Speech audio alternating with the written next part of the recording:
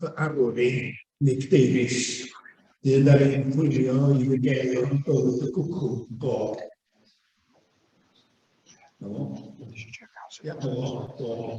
Dydo,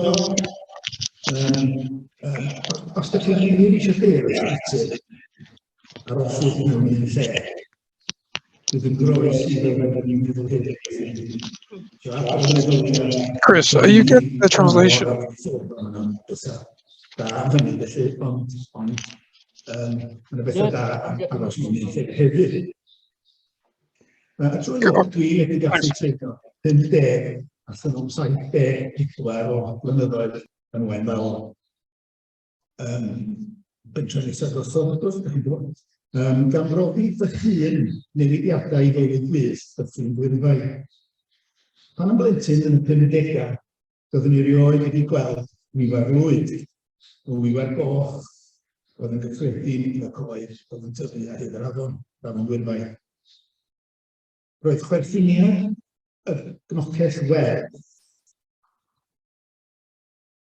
i'w glywed am hogman yn y Gwanwyn, ond roedd hi'n ddiwrnod arbennig iawn beth am ni'n clywed drymio'r gnocell ffraith. Neu tonic. Ond, daeth tro ar ddydd, mae'r wiler lwyd a'r gnocell ffraith hwan yn cyrraedd pob bwrdd ar ddiwedd goch a gnocell werdd yn brin. Aeth wain fawr o fod yn wain ddigoed moel go iawn fy mhentyndod i le digon coedio gyda'n hyn. Mae unwaith llefydd gyda llaw fel wain fawr ac fel llawer iawn rhan fwyaf o unwaith llefydd Cymru a bob man arall hefyd yn ffosileirio ein gorffennol ni.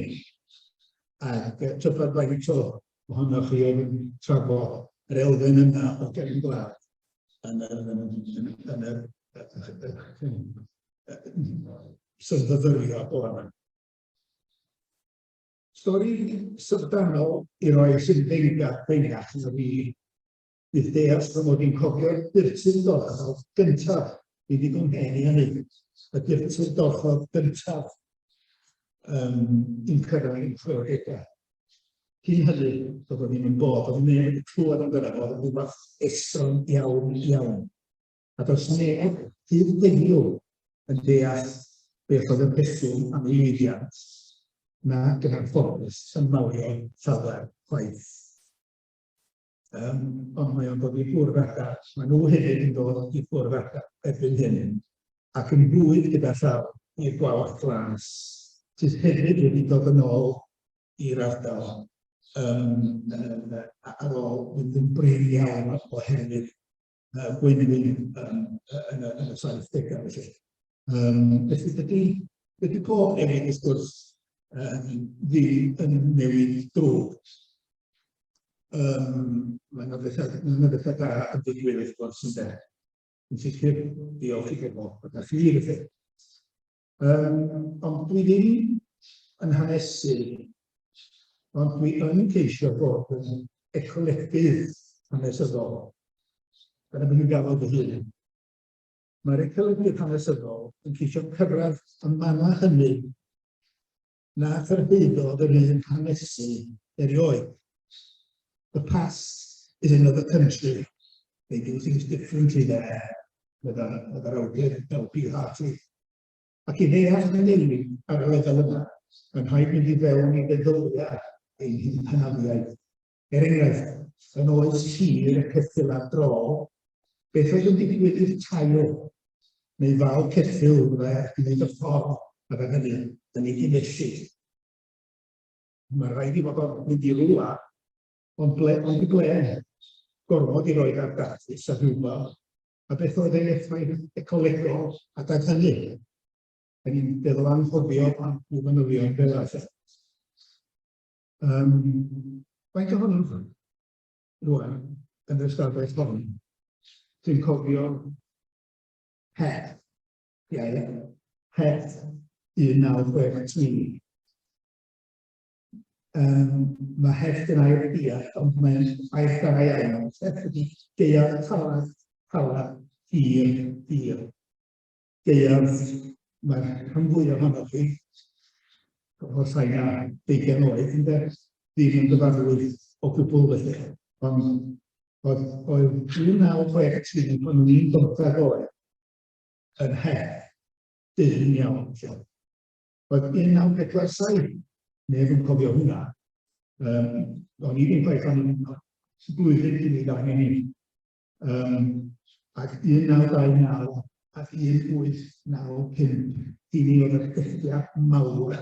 A da ni'n trio cael atgyfodi gair sydeini fel heth fel yn perthyn i ardal Bala ac efallai ardal Blaenau Ffestiniog fel mae Ceri wedi bod yma felly.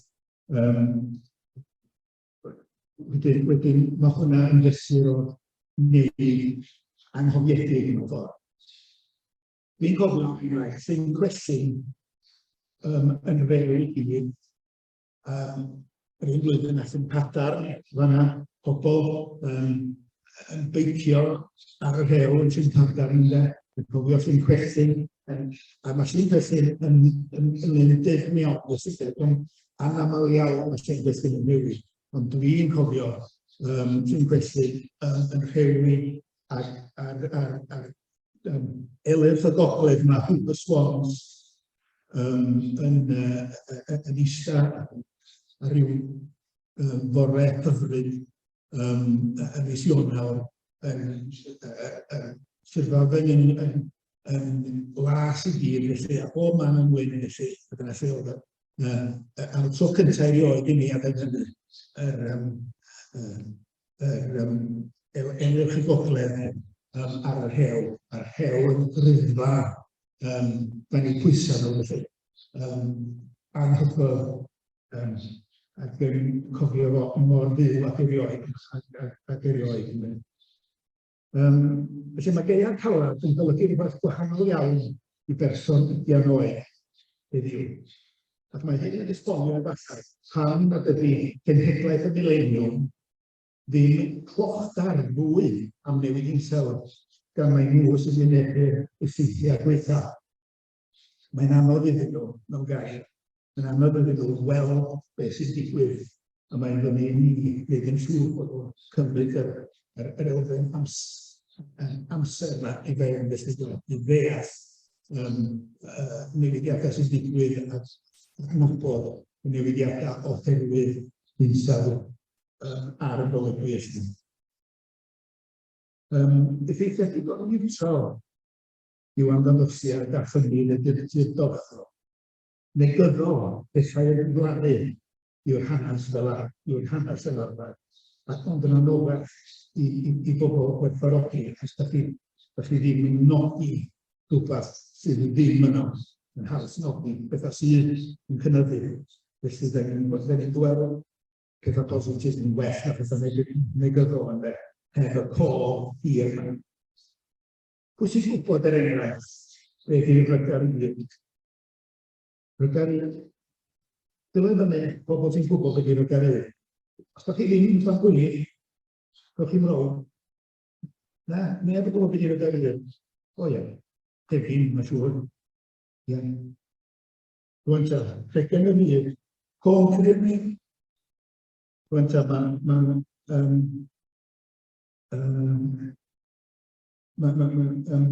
mi oedd yr rygarydd concrete yn y defnydd cyfarwydd iawn didat neu oedd hi'n dwlad ym mhob man mewn hwyl.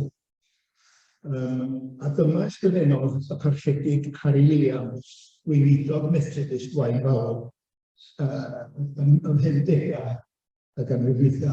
O'n i yn gwrtis yn fwy bach. Dyma sgwennodd am draeth yr rygarydd yn aelodiadau agorydol o'r 50au, ac a gyhoeddi nhw fel llyfr yn ddiweddar am y tro cyntaf, oedd y llyfr ddim gwaith yn ddangos it. Ond hwnna di'r clawr, ac mi fydd o'n ddangos ar gael wrth i yn dod eisiau yn yr wythnosau nesaf. Ac oedd Harry weinidog Methodist ac oedd yna daraith tir, oedd yn brolio'r peth o gwbl, ond oedd o'n cadw nodiadau. Oedd yr Eglwys Anglicanaidd oedd yn ei gyd o llawer ohonyn nhw naturiaethwyr da, Gilbert White, Ares Thomas, oedd nhw'n gwneud natur dda iawn, felly de, ond ddim yr Eglwys Methodistaidd, felly mae Harry Williams yn eithriad yn hynny o beth.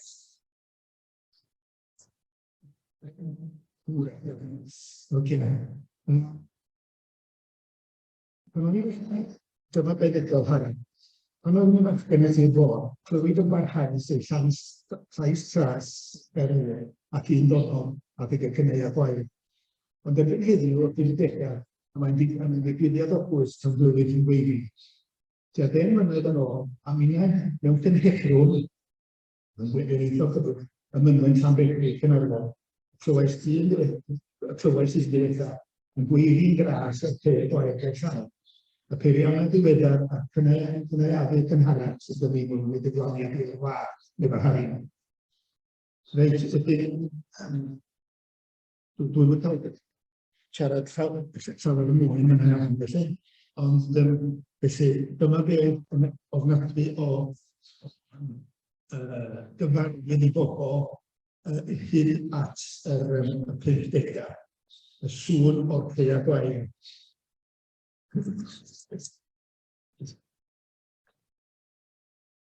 Correct.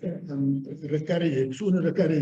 Cyfarwydd iawn i bobl, a da hynny, rwan, wel, da chi wedi cyfarfod hynny, da chi wedi bod yn benod o bobl. Rwan te, sy'n mynd i stopio fi am fel dan ddweud. Ie, reit, oce. Rwan te, mwyn cael ymdrin ar amser hir yma, da ni wedi sefydlu prosiect Llên Natur. Yn offer Cymdeithas Rhyfel Llyn. A beth i Llên Natur ydy yr adran da ni wedi galw y tywyddiadau, sef cofnodion allan o ddyddiaduron o math, mynd yn ôl i'r ail ganrif ar 15. Dyddiaduron llythyrau dyddiadu, tywydd gwyliau, visitors, ymwelwyr a'r hen dapia post, hwnna'n ffynhonell dda iawn. Neu cofnodion dyddiol o'n ystod, sy'n trwy hyn i llawer yn fer, ein codi cofnodion tywydd yn fer. A mae hein yn gysorfa amgylcheddol i hysgu sydd ar gael felly ar-lein bod yn gwefan Llên Natur.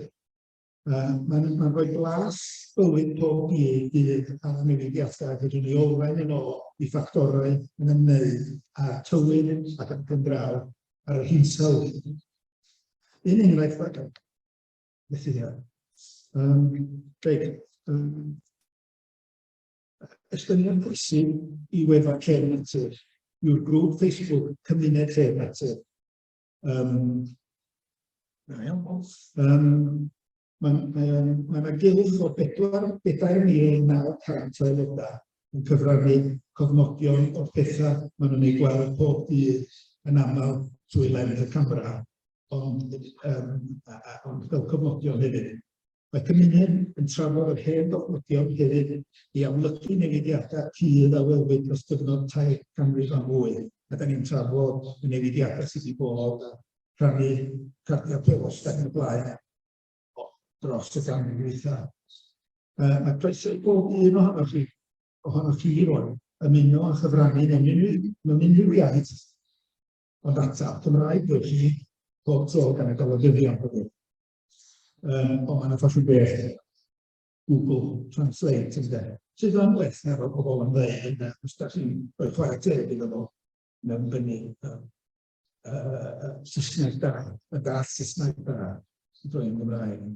Felly dwi'n edrych ymlaen at eich gweld yn rhannu gwybodaeth y wybodaeth da chi'n gasglu efo'ch gilydd yn y fforwm yma.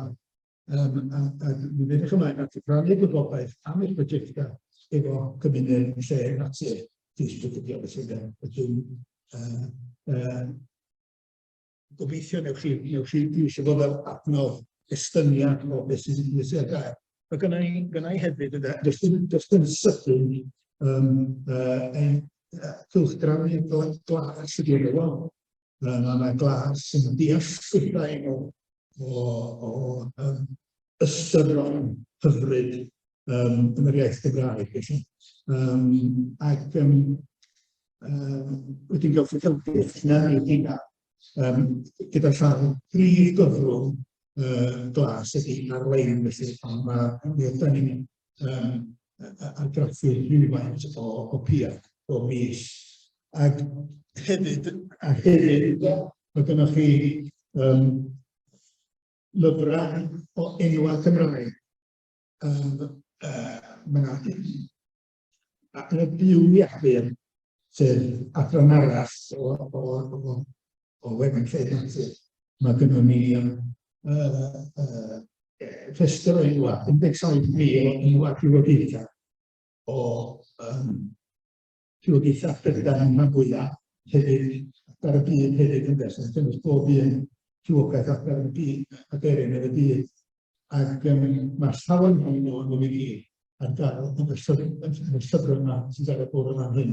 Mae rhaid i chi dal yn hyn, mi gewch chi helpu hynna i glas am y sawl gwahanol reading copio fan hyn, felly helpwch hynna i hynna. A dwi'n meddwl, wedi mynd dros y 10 munud, ond rwy'n edrych mynd ar fy ngwyn.